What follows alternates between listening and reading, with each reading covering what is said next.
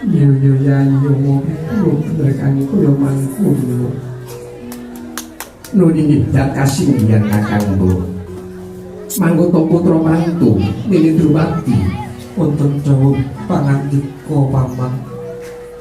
Aku ngaturake reda panuwun nggon tansah sabar narima ngadepi pacoban sandingan lawan anakku lanang Puntadewa saka negara Pancala kang kudune mukti wibawa. Drupadi kula bali malih sampun dados prasetya kula. Dene kula saestu bagya mulya dados garwanipun Raden Puntadewa.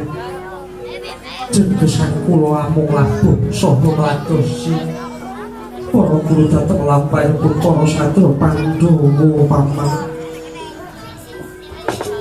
Ya sekati jumurung putra mantu Nini Dewi Drupadi. Ya iya monggo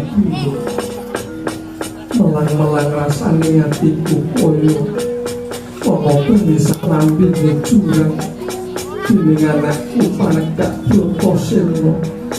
Dewa semono turu manunggal kawan para Pandhawa.